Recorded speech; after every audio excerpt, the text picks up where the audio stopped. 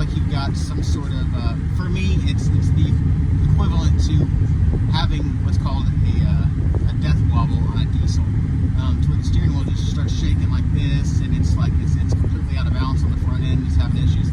I wanted to do a quick video to show what you can do instead of replacing the steering rack in the meantime to get it to stop doing that every time you hit a bump, or it's like you can test it to see if you hit the brakes like that.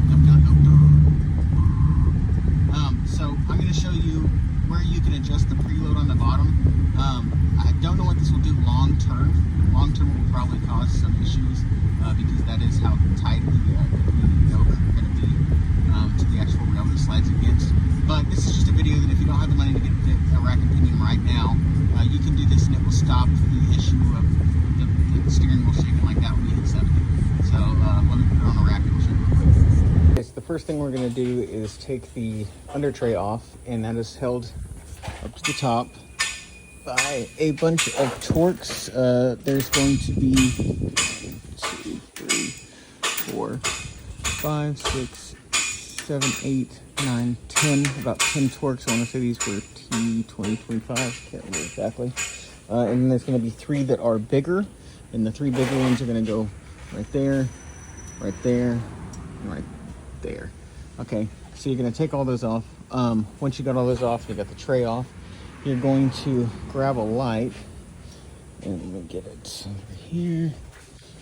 Okay, light, and we're going to come in here, and right there, if you can barely see, let me focus this a little bit better. Right there is the preload adjustment in the steering gear. And what we're going to do is we're actually going to tighten that.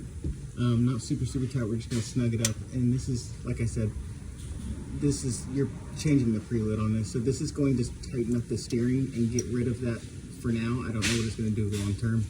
Long term, honestly, your best bet is just going to be to replace the actual rack and pinion. That fixes the whole thing. But this will eliminate all of it to where it will not shake at all anymore. So we're just going to go ahead and get, let's say it was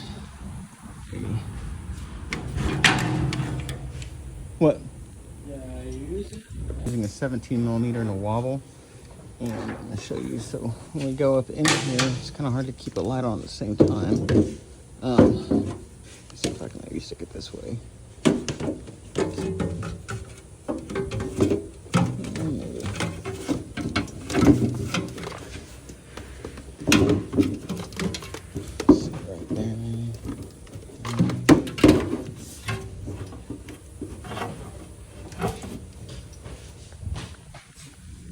Okay, so we can see it right there. And we are going to go in and right. We're going to stick the 17 like that on there. And we're just going to simply tighten it clockwise. I've already tightened this, I'm not going to do it, but you will tighten that clockwise.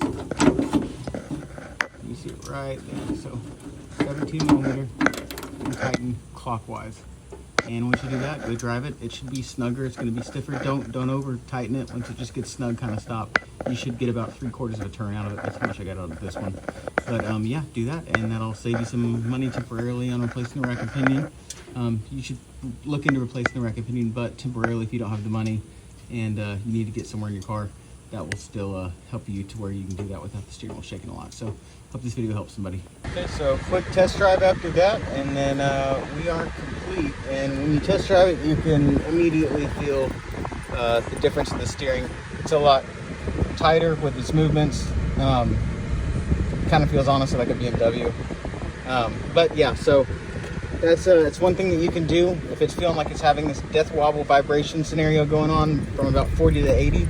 That's what you can do, tighten it up, and that'll at least tide you over for a little bit until you probably have to replace the steering gear. Who knows, it might last you a year, might last you 2 years, might last you 3 years, but at least you know. And with that, I'm out.